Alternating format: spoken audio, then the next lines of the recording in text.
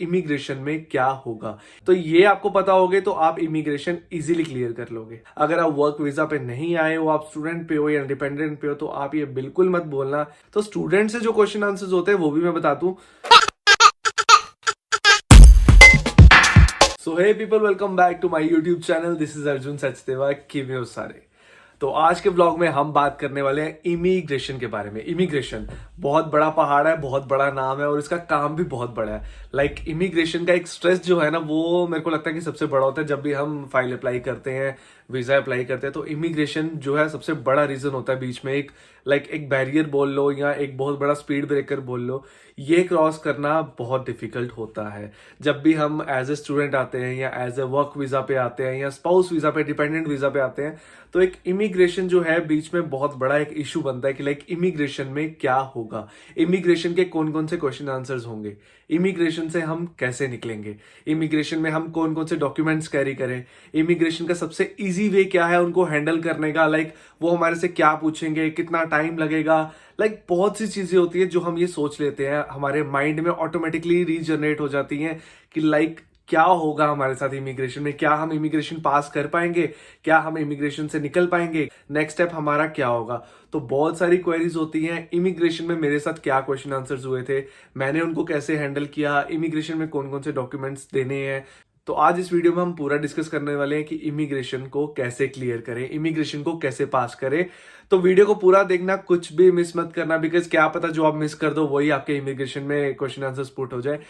तो पूरा देखना वीडियो को, चैनल को सब्सक्राइब कर देना, वीडियो अच्छी लगे तो थम्स अप। तो चलो शुरू करते हैं। तो सबसे पहला स्टेप क्या करना है, जब भी आपकी फ्लाइट यूके में लैंड होती है, तो सबसे पहले तो जब हम फाइल अप्लाई करते हैं, अगर हम कंसल्टेंट के थ्रू कर रहे हैं या फिर हम खुद अप्लाई कर रहे हैं, तो जब हमारी फाइल चले जाती है इमिग्रेशन के पास, वीजा कंपनी के पास, तो एक माइंड में ना डर बना रहता है कि यार, एक स्ट्रेस बना रहता है कि यार इतने दिन हो गए, कोई रिप्लाई नहीं आया, अपडेट हमारे पास आएगा, मेल किसके पास आएगी। हम कंसल्टेंट को फोन करके पूछें कहीं रिजेक्ट तो नहीं हो गया, अप्रूव हुआ या नहीं हुआ, कोई डॉक्यूमेंटेशन का इशू तो नहीं हो गया। तो यार देखो कैसे कि ये एक बेसिक सी चीज है। जब हम फाइल अप्लाई कर देते हैं तो एक हमारे मन में ना एक डर बना रहता है, क्योंकि एम्बेसी का, इमिग्रेशन का कुछ पता नहीं है, क्या पता रिजेक्शन आ जाए या क्या पता अप्रूवल आ जाए। तो इसका कोई कोई भी गेस नहीं कर सकता। बहुत बड़े बड़े कंसल्टेंट्स हैं जो बोलते हैं कि हम गारंटी लेते हैं कि आपका वीजा आएगा, ये होगा वो होगा, लेकिन एट द एंड क्या है कि अगर रिजेक्शन आ जाती है तो वो लास्ट में आपको एक रीजन दे देंगे वैलिड सा कि यार ऐसा ऐसा था, इस वजह से आपकी रिजेक्शन आ गई है।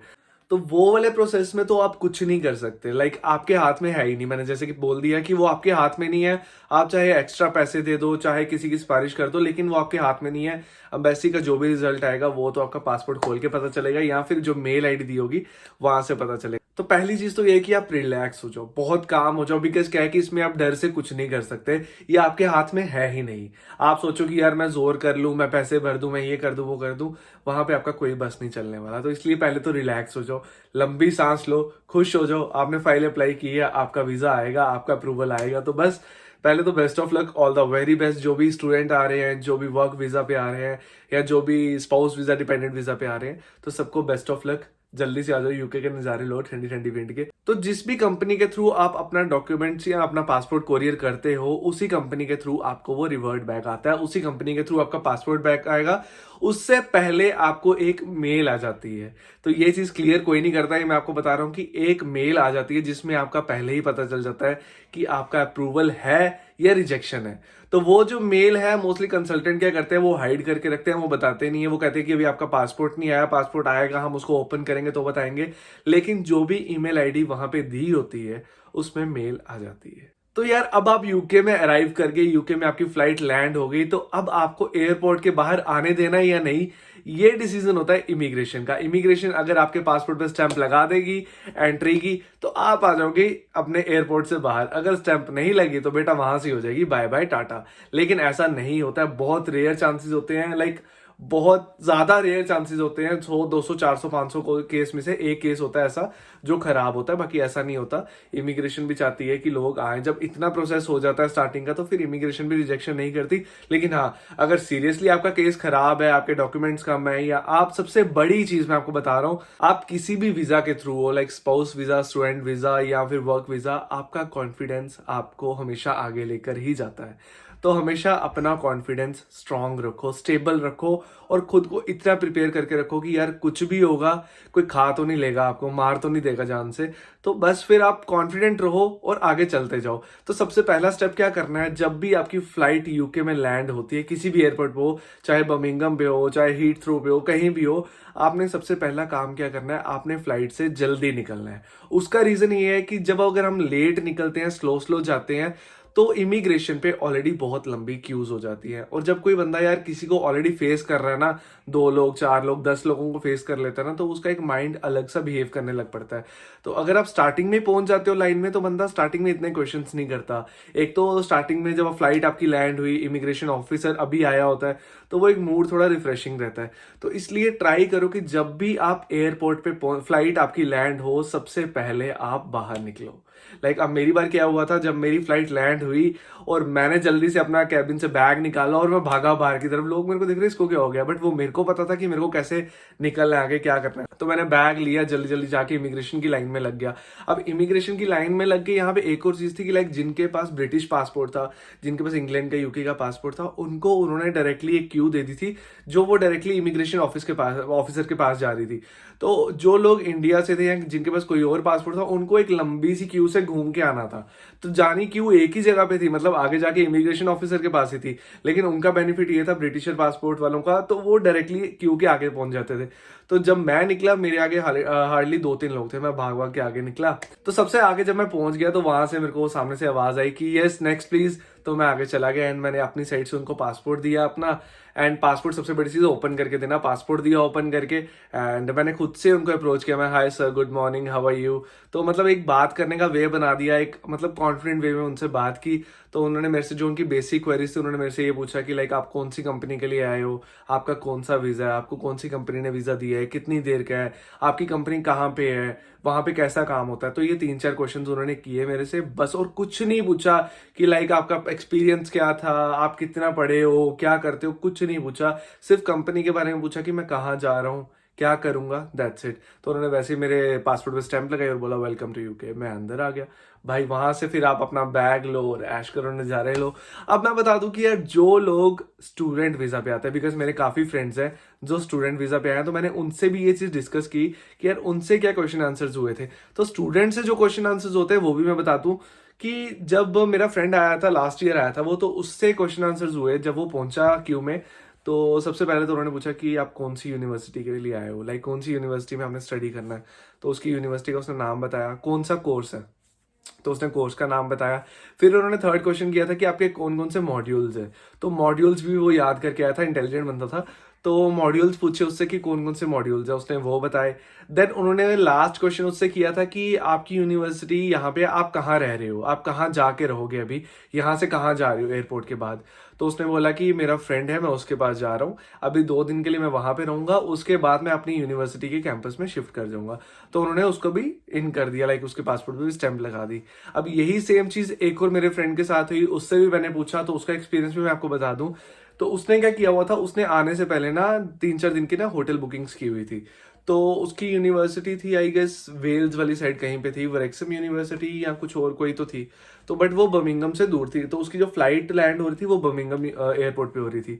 तो वो बर्मिंघम एयरपोर्ट पे जब उसकी एम्बेसी में इमिग्रेशन पे लाइन में नंबर आया, तो उन्होंने बोला कि अब आप यहाँ से कहाँ जा रहे हो। तो उसने बोला कि मेरे पास होटल बुकिंग्स है, यहाँ पे मैं रहूंगा, उसके बाद मैं वेल्स जाऊंगा। तो उन्होंने बोला कि आपने होटल इतनी दूर क्यों बुक किया, आपकी यूनिवर्सिटी बर्मिंघम यहाँ वाले एयरपोर्ट से जो है 2-3 घंटा ट्रैवल करके है, 2-3 आवर्स का ट्रैवल है, ट्रेन ट्रैवल।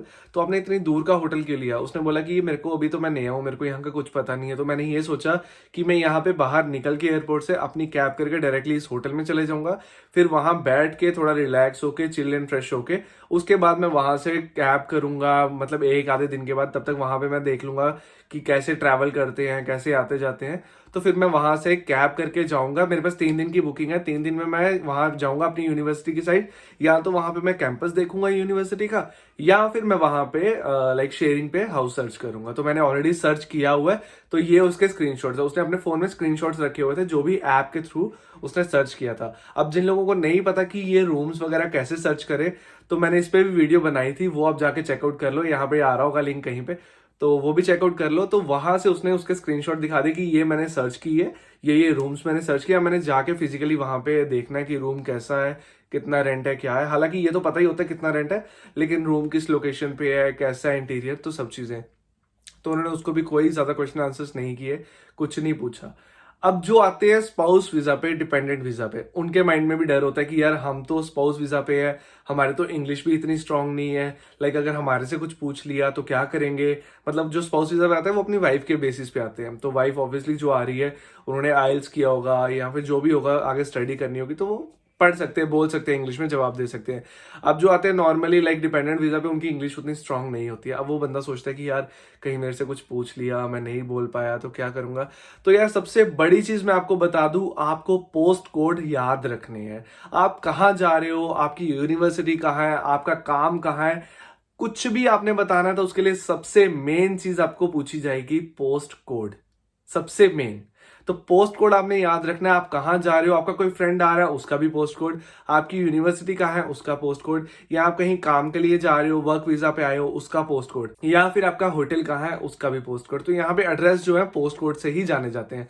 तो पोस्ट कोड आपने याद करके आना है कि कौन से पोस्ट कोड पे आपने जाना है। तो मैं बता दूं कि जब वो आया था तो उसका भी बहुत ज्यादा लाइक, उसने मेरे को बताया कि मेरे को भी बहुत ज्यादा डर लग रहा था कि यार क्या होगा, मेरी तो इंग्लिश भी नहीं है, लाइक पंजाबी है, हाथ थोड़ा टाइट होता है इंग्लिश। तो कहता यार मेरे को बड़ा डर लग रहा था। तो कहता जब मैं इमिग्रेशन पे पहुंचा तो उन्होंने उसकी वाइफ को, मतलब उन दोनों को साथ में बुलाया था, तो उसकी वाइफ का पासपोर्ट लिया, फिर उसका लड़के का पासपोर्ट लिया। तो उसने उनकी वाइफ से पूछा कि आप कौन सी यूनिवर्सिटी, वही जो स्टूडेंट वाले क्वेश्चन है वही पूछे कि आप कौन सी यूनिवर्सिटी में स्टडी करोगे, तो ये आपके साथ क्या करेंगे। तो उसने बोला कि ये मेरे स्पाउस हैं। इमिग्रेशन वाले ने उसके स्पाउस से क्वेश्चन आंसर किए कि लाइक आप क्या करोगे यहाँ पे, ये तो यूनिवर्सिटी चले जाएंगे। तो कहता मैं कुछ नहीं करूंगा, मैं यहाँ पे घर पे ही रहूंगा, मेरे पास इतने फंड्स हैं, जो उन्होंने फंड शो किए होते हैं, ये मेरे पास फंड्स हैं, मैं यहाँ पे रहूंगा जब तक मेरी वाइफ की स्टडी नहीं कंप्लीट होती। उसके बाद वो जब कंप्लीट हो जाएगी उसके बाद वापस हम अपने कंट्री में मूव कर जाएंगे। तो लाइक एक बहुत मेन चीज है कि यार अगर तो आप वर्क वीजा पे आए हो तो ही आप इमिग्रेशन पे ये बोलना कि हम काम करेंगे। अगर आप वर्क वीजा पे नहीं आए हो, आप स्टूडेंट पे हो या डिपेंडेंट पे हो, तो आप ये बिल्कुल मत बोलना कि आप यहाँ पे काम करोगे। काम का नाम भी मत लेना। इवन वो आपको बोलेंगे कि आप यहाँ पे काम करोगे तो आपने यही बोलना है कि नहीं हम काम नहीं करेंगे, हमारे पास इतने फंड्स हैं तो हम काम नहीं करेंगे, हम यहाँ पे आराम से रहेंगे, मैं अपनी वाइफ का ध्यान रखूंगा, बिकॉज यहाँ पे हम दोनों नए हैं, हमारा कोई जान पहचान वाला नहीं है, तो इसलिए हम एक दूसरे के साथ आए हैं। अब कई बार इमिग्रेशन वाले आपकी वाइफ को या जो भी स्टूडेंट होगा उसको ये क्वेश्चन कर सकते हैं कि क्या आपको डिस्टर्बेंस नहीं होगी अपने पार्टनर के साथ, डिस्ट्रैक्शन नहीं होगी। तो उस केस में भी आपने यही आंसर देना है कि नहीं डिस्ट्रैक्शन नहीं होगी, इवन हेल्प होगी। अगर मैं यूनिवर्सिटी जा रहा हूँ या जा रही है तो जो भी दूसरा पार्टनर होगा वो घर पे ध्यान रख लेगा, खाना कुक कर लेगा, सारी चीजें मैनेज कर लेगा, तो इसलिए हम लोग साथ में आए हैं। तो बेसिक सी चीज है यार, कोई बहुत बड़े क्वेश्चन आंसर्स तो होंगे नहीं, नॉर्मल से क्वेश्चन आंसर्स होंगे, लेकिन बेसिक डिटेल्स पता होनी चाहिए। लाइक अगर आप डिपेंडेंट के साथ आ रहे हो तो आपको पता होना चाहिए कि यूनिवर्सिटी कौन सी है, कहाँ पे है, उसका पोस्ट कोड क्या है, उसका जो आपका लाइक स्टूडेंट है जिसके बेसिस पे आप आ रहे हो उनका कोर्स कौन सा है, कितनी देर का कोर्स है, आपने फंड्स कितने शो किए थे। तो ये बेसिक क्वेश्चंस है, ये आपको पता होने चाहिए, चाहे आप स्पाउस वीजा पे हो, चाहे आप वर्क वीजा पे हो, चाहे आप स्टूडेंट वीजा पे हो। तो सिंपल सी गेम है यार, कॉन्फिडेंट रहना, ये 10-12 चीजें नोट डाउन कर लो, तो ये आपको पता होगे तो आप इमिग्रेशन इजीली क्लियर कर लोगे बस। और कुछ नहीं है, कोई बड़ा लॉजिक नहीं है, कोई गुरु मंत्र नहीं है, सिंपल सी चीज है। अब जिनको समझ आ गई है तो भाई वीडियो को लाइक कर देना। जो जो मैं बता सकता था वो मैंने बता दिया है, इसमें मेरा नहीं है, इसमें मैंने 4-5 लोगों का एक्सपीरियंस लेके उसके बाद ये वीडियो शूट किया है। तो वीडियो कैसी लगी कमेंट कर देना, वीडियो अच्छी लगे तो लाइक कर देना, चैनल को सब्सक्राइब कर देना, क्योंकि आगे और भी ऐसी इन्फॉर्मेटिव वीडियोस आती रहेंगी। तो आज की वीडियो को इतना ही रखते हैं और लंबा नहीं करते, जल्दी मिलते हैं अगले वीडियो में। Till then take care, bye bye, love you all and सत श्री अकाल।